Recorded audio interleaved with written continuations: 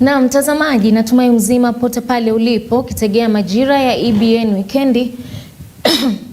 Leo ikiwa ni Jumapili ya tarehe 5 mwezi ukiwa ni ule wa 11 mwaka wa 2023. Tukifahamu vyema ni Jumapili ya kwanza ya mwezi wa 11. Kuna taarifa kemkem ambayo tumeweza kuandalia kwenye meza yetu ya habari. Lakini mtazamaji, tukiangazia taarifa ambayo tumeipa kipaumbele ni kuwa Rais William Ruto ametamatisha ziara yake ya siku 5 katika mkoa wa Pwani ambako alizindua miradi tofauti ya maendeleo. Akizungumza katika hafla ya kuzindua chuo cha walimu huko Kinango, kaunti ya Kwale, Rais aliahidi kuzidi kuboresha sekta ya elimu sio katika kaunti ya Kwale pekee bali katika sehemu zote za taifa la Kenya. Rais pia aliwahakikishia wenyeji wa Kwale kuwa swala la kuhangaishwa na wanyamapori litafikia kikomo. Kwanza mmesema mnahitaji pesa ya kukamilisha ile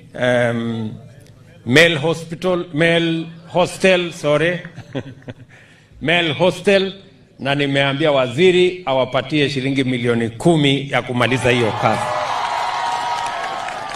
Mmesema tena mnahitaji bus, nimeambia waziri anunue bus alete kwa hii shule.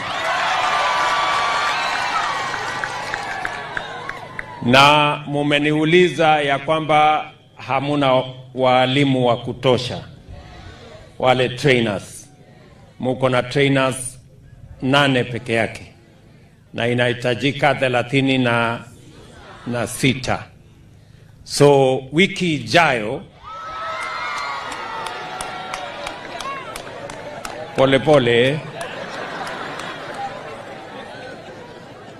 wiki ijayo tunawaongezea walimu 20. Nitaripoti hapa.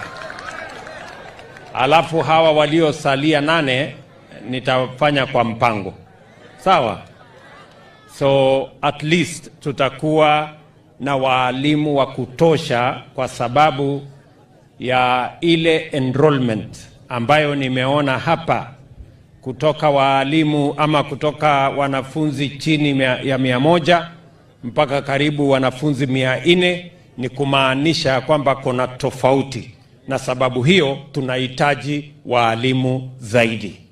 Kwa sababu niliwaeleza wakati wa uchaguzi, niliwaeleza ya kwamba tutatafuta namna na mbinu ya kutatua matatizo ya elimu katika taifa letu la Kenya. Tulikuwa na matatizo makubwa ya CBC. Wazazi walikuwa wanashangaa watoto watasoma vipi, junior school itaendelea vipi, walimu walikuwa ni wachache, kule university ilikuwa na matatizo. Si namna hiyo. Na nimeambia watu wa KWS, najua Gonzi amesema wakati wa kuajiri watu hamfai, wakati wa matatizo mko peke yenu. Naona hiyo iko ubaguzi mingi hapo kweli. Lakini nimeshawauliza watu wa KWS wataajiri wale walinzi wa KWS 1500 mwezi unaokuja, na nimewaeleza ya kwamba 40% ya hawa watoke katika zile counties kama hii yenu yenye iko na matatizo ya wanyama wa pori. Namna hiyo. Na naibu rais Rigathi Gachagua amesema kuwa ataandaa kikao na viongozi wote wa kaunti ya Kiambu kuanzia wawakilishi wadi, wabunge pamoja na gavana wa Kiambu Kimani Wamatangi ili kubaini chanzo cha kumtimua mamlakani. Gachagua alisema kuwa migogoro hiyo inayoshuhudiwa katika kaunti za Kiambu za kutimuliwa mamlakani kwa magavana haina manufaa kwa Wakenya. Gachagua amejitolea mhanga ili kuhakikisha kuwa uelewano unarejea katika kaunti ya Kiambu. Hii kelele iko Kiambu is not good for this county. Yeah, this county is very important to us as an administration. Isipokuwa ni kura ya Kiambu, William Ruto wangekuwa State House. Na mimi unajua pahali nilikuwa nimepakiwa kwenda. At least Ruto wangekuwa wake nyumbani. Mimi mnajua pahali nilikuwa nimepakiwa. Sasa President ameniambia hatuwezi kubali hii kaunti yetu ipotee kwa sababu viongozi wanapigana. Hao viongozi wote tulichaguliwa one ticket. Nimewaita kesho. MCA watafika Saamoja. Niwasikize for 3 hours. MPs waingie saa 4. Governor aingie saa 6. Si ni sawa sawa? Ndio nijue what is the problem. We are all serving the people of Kiambu. Zote tulichaguliwa na tikiti ya chama moja. Sasa hii mapigano, siku tulitafuta kura tulikuwa tunapendana. Tulikuwa tunatembea gari moja. Governor hata wengine walikuwa na shida naye walinichukia mpaka wa leo because nilimsaidia. This is one team. All these MPs we were working together. What is this? Find out what is the problem? Ni nini? But we cannot allow problems in Kiambu. Nimefanya in Kericho, Meru nilimaliza mwaka moja, wamerudia tena. Sasa hii ya Meru hata imepita mimi sasa. Iko Senate. But I tried, you know, I really tried to sit with these people of Meru. Na hata hawa Kiambu nitajaribu. Nijaribu. Na tume ya maadili na kupambana na ufisadi EACC ilimkamata OCS wa kituo cha polisi cha Ruai kwa madai ya kuwaitisha hongo wafungwa 4 waliokamatwa na kupelekwa kituoni humo. Afisa huyo mkuu wa polisi Duncan Otieng kwa sasa anazuiliwa katika kituo cha polisi cha Kilimani akisubiri kufunguliwa mashtaka wiki hii.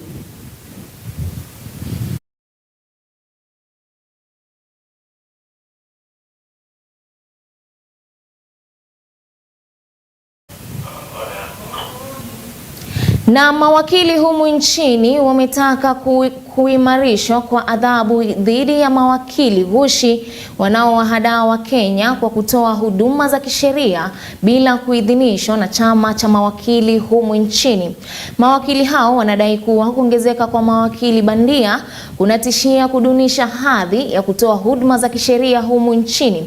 Aidha, wameongezea kuwa kuwekwa kwa sheria za kuwakabili mawakili hao ghushi basi kutaweza kuonyesha uwajibikaji pamoja na kutoa huduma za hadhi za kisheria kwa wananchi. There are people who want to get money without the qualification, and that is absolutely wrong. They should be imprisoned, charged and imprisoned, so that the others will be deterred. We as lawyers owe a duty to the public who we serve to tell them who is a lawyer and who is not a lawyer. And you can say that I can say quacks have always been in existence, but lawyers have not come out to tell people that these are quacks. If you're there and you're pretending to be an advocate, especially clerks who have been laid off or retired, and they have decided, even some, the other day we arrested a civil servant who has now decided to pretend she's an advocate, yet she was a former chief. The President of the Law Society of Kenya has been very deliberate. He has started a crackdown on the quacks. The same is also being replicated at all the 8 branches of the Law Society of Kenya. You will need for more stiffer penalties for anybody who impersonates as an advocate or who assumes to practice as an advocate when they are not.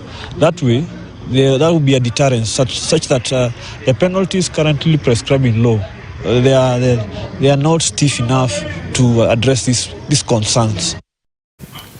Na serikali imeanzisha mipango ya kufufua viwanda katika sekta ya pamba katika eneo la Nyanza. Haya ni kwa mujibu wa waziri wa mawasiliano Eliud Owalo, ambaye alisema kuwa kila kaunti katika eneo la Nyanza itakuwa na kiwanda cha kutengenezea pamba. Owalo alisema kuwa serikali ya Kenya Kwanza imejitolea kuwahusisha Wakenya wote katika mpango wake wa kuboresha sekta ya kilimo na kuwa mkoa wa Nyanza hautaachwa nyuma. Owalo pia aliwataka wanawake na vijana kuunda vikundi vya ushirika ili wapate kufaidika katika ajenda za serikali za kuwawezesha vikundi hivyo kupitia mikopo ya kifedha. Owalo aliyasema hayo baada ya kuhudhuria ibada katika kanisa la Nomia huko Manyata, kaunti ya Kisumu. I'm appealing to the women members of this church to constitute themselves into cooperative societies and enjoy economies of scale and pursue those monies so that they can get involved in gainful economic activity. Two, in this region we have got a feasible, tangible economic development agenda. Before the elections, we had got the bottom-up economic forums where our leadership held consultations with the people of Nyanza. And based on that, we subsequently developed an economic blueprint which has got very, very, very clear interventions in the area of agriculture, for example. The debts which were owed by the sugar companies have all now been written off. The president has already pronounced himself on that. We are going to bring in private sector investors to pump money into the sugar companies so that those companies can be revitalized. Farmers' arrears settled, employees' arrears settled, new plant brought in so that those factories can attain optimal capacity utilization again for the benefit of the local communities. We are going to revitalize cotton. Cotton used to be a major cash crop in this region. We want to do that again so that places like Siaya, which were known for cotton production, can again pursue cotton as a cash crop for purposes of economic development. And we will have gineries, cotton gineries in each and every one of the counties within Nyanza. In the fishing industry, already the president came to Kano here and commissioned the Kenya shillings 3 billion Kabonyo Fish Training Institute, where our fishermen are going to learn modern fishing techniques.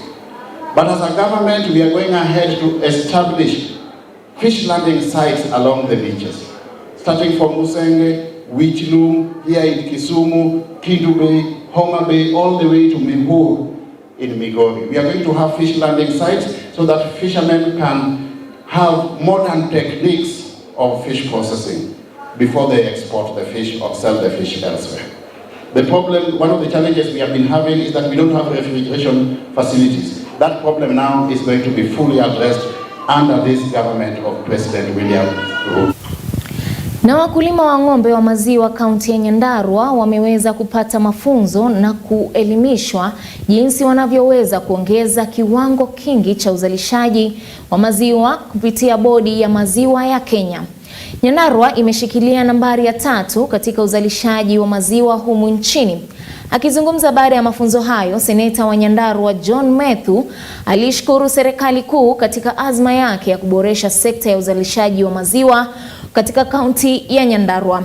Wakulima hao pia walipokezwa vipozi vya maziwa kutoka kwa serikali kuu kama njia mojawapo ya kuwasaidia kuhifadhi maziwa yao. I'm very happy that today we have had an opportunity of having our dairy farmers trained by the Kenya Dairy Board and even showcasing of all the products that are from this good county.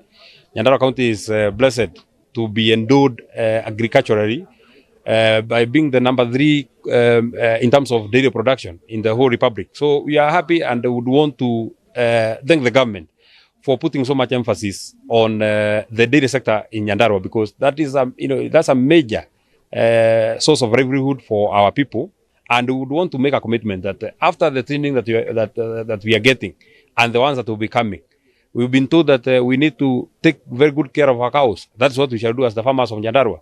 We've been told that we need to ensure that we get the right food for our cows. That's what we shall do. So we would want to say that we have a projection that will raise our dairy production or our production from 400 million liters to 800 million liters. And we've been told that it is possible. So as the farmers of Nyandarua, we want to make that commitment.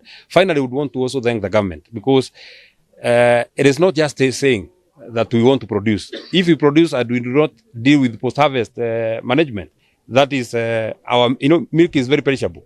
If you do not get coolers, we want to thank the government of Dr. William Ruto, because they have committed that by the end of this year we shall get 30 new coolers for our cooperative societies for each of our every ward.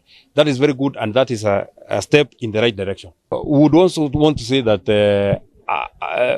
as government, as parliament, we would want to make a commitment that we shall and we are doing, and we are very, very thankful to the Kenya Dairy Board because they are very supportive. We would want to regulate even the supply of milk, so that we do not get milk flooding in our market from our neighboring countries, and we are not able to sustain our market. So we want to protect and cushion our farmers by ensuring that we first buy, including all the products that come from milk.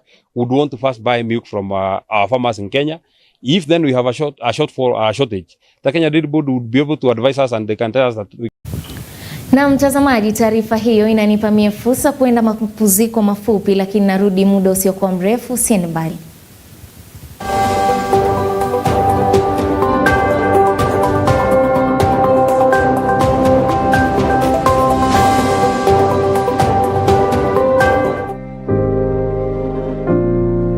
From Nairobi, Kenya,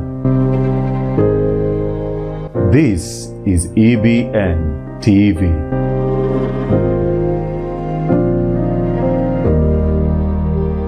Walisema mnywa maji kwa mkono mmoja, kiu yake ipo pale pale, ndiposa tumekuletea wewe mtazamaji wetu mkono mwingine ili kukata kiu yako na ari yako ya ufahamu. Naam, ngoma imechezwa mtazamaji, basi hatuna budi kulisakata na kukuletea wewe ufahamu wa kaunti yako, tukiangazia masuala ya siasa na uongozi, jamii na itikadi, maendeleo na changamoto katika kaunti yako. Ungana nami Belinda William, nami Emmanuel Marwa kwenye makala ya Gatuzi Langu kila siku ya Jumatatu saa 5:30 hadi saa 6:30. You've seen them on TV. Nakushukuru Mungu wangu kwa kunifikisha hapa.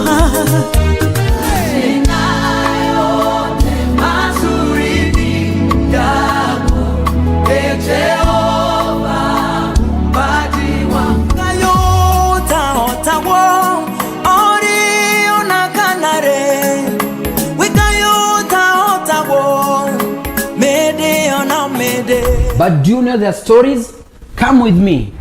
If people look at me, yes, even before they hear me, will they see Jesus? Wezi ambia watu mimi am a worshiper, na wakati you are worshiping people can't encounter God. Ukisoma hiyo inabidi sana katika ile maisha yako hata kama kwamba hauimbi.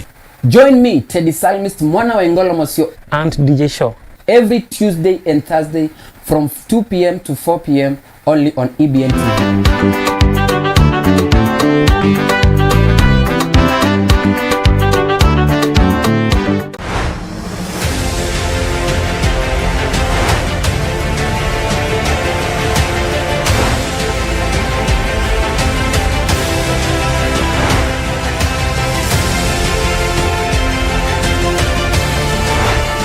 Through the morning rush and the buzz,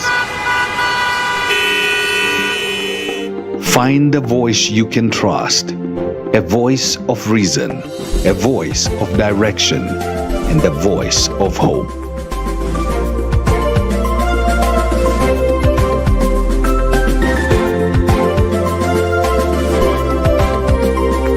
Good morning. Welcome to the Morning Live. I'm Cynthia Nanjala. And I'm Sammy Adika, Rise and Shine Fox. We hope you are ready for an energizing start to your day. Absolutely. We are here to bring you the latest headlines and trending news stories from the world of politics, business and finance, health and lifestyle, agriculture and sports. So grab your coffee, sit back and get ready for a fantastic morning of engaging discussions and news segments. Join us through our social media handles, #The Morning Live.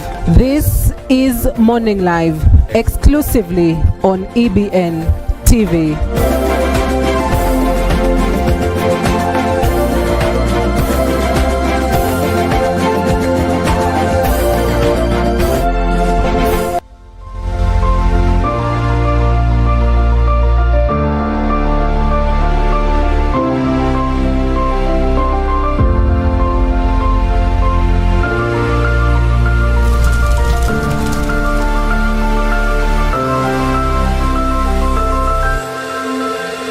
When we're in the middle of a difficulty,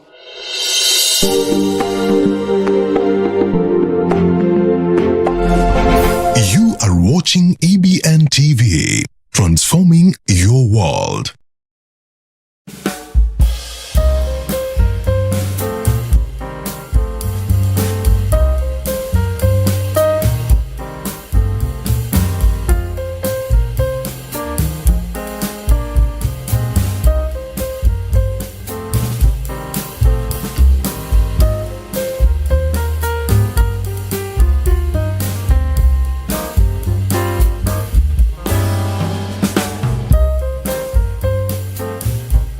This is EBN TV, transforming your world.